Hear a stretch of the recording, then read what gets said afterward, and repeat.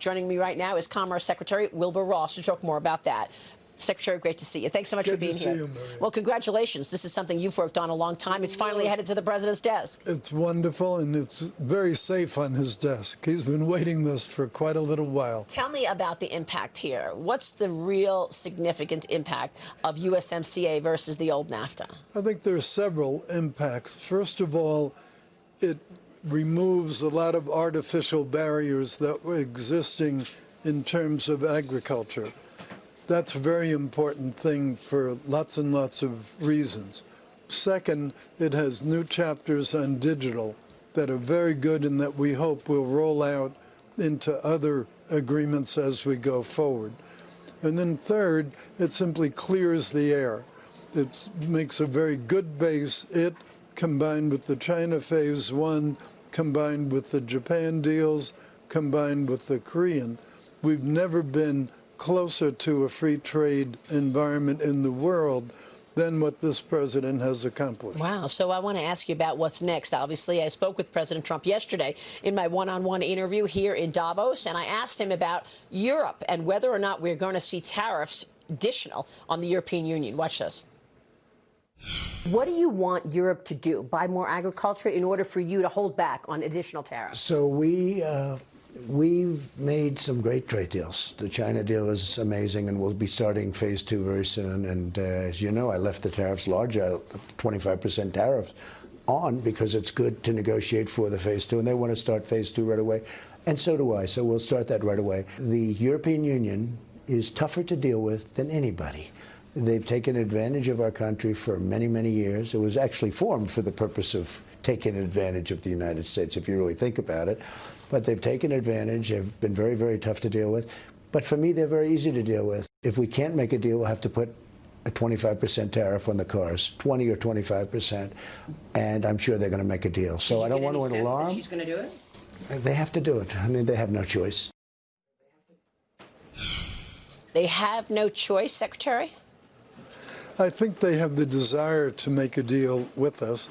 Frankly, I've seen a little bit of a sense of panic among some of the Europeans because they know that with us solidifying both the USMCA and China Phase 1, we're in much stronger negotiating position than we've ever been. Do you worry that if we were to see additional tariffs on European products, that hurts the U.S. economy?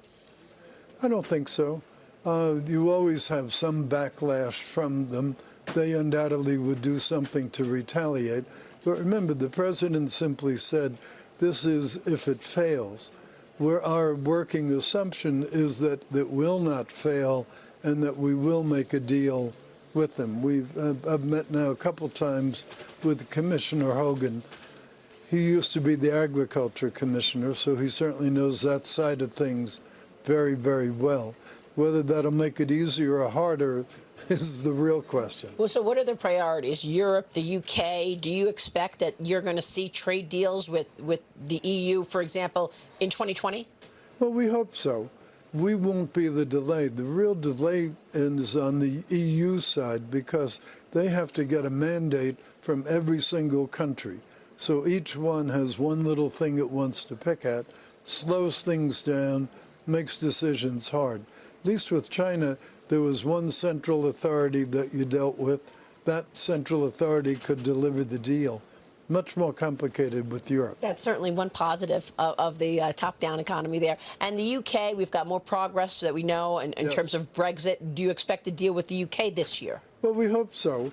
The issues we have with them are far smaller than they are with Europe because the UK economy and ours are much more similar to each other than either of us is to Europe.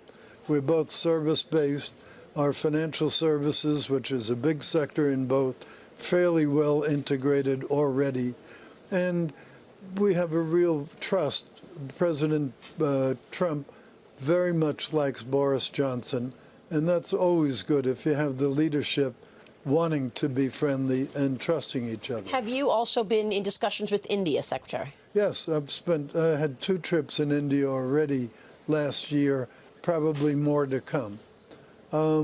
India needs to do trade deals, and we're eager to cooperate with them. So perhaps that's another priority for Well, 2020. Could be. I very much doubt that would occur this year. Okay, I see. Let me ask you about Venezuela. It has been a year since Juan Guaido declared himself as the recognized president of Venezuela. Secretary, you just met with Guaido here in Davos. Can you tell us about that meeting? Yes, I had a very good one-on-one meeting with him, a private meeting, and I was really impressed. You know, it took a lot of courage for him to smuggle himself out of Venezuela. It's going to take even more courage for him to go back in. They already kidnapped one of his deputies, sort of in retribution for him leaving the country. Wow. The recognition of him in the rest of the world is growing. We now have to inculcate that in Venezuela, and the U.S. is 100% behind Guaido. So look at that part of the world in terms of the participation and partnerships that you could see with the United States. Well, you've had some very good recent election results. El Salvador has a relatively new president, very pro-U.S. Guatemala, I led the delegation to that presidential inauguration. He's very pro-U.S. Panama, very pro-U.S. Brazil. The only one that we've lost some ground is Argentina, and that's sad because Argentina is a big country, an important country, and should be doing a lot better than it is. Let me end on the United States, and of course we've got a very strong backdrop. A lot of CEOs continue to say that this economy is the jewel of the world. How do you keep this going, and what kind of growth, roughly speaking, would you expect for 2020? Well, once all these deals kick in, that probably adds a half a percentage point, 50 basis points to GDP anyway. So that's a good starter. Plus, we won't have the GM strike again next year. That cost us something. And perhaps, hopefully, Boeing will resolve the 737 MAX. That's another 20 or 30 basis points on the GDP. So the likelihood of up surprises is much greater than of down. But meanwhile, the consumer is continuing to be the lead. Consumer spending, as you know, is 70% of our economy. And what encouraged me the most, the last consumer report, savings rate was up to 7.9%. Got as low as about 2.5% in the depths of the recession.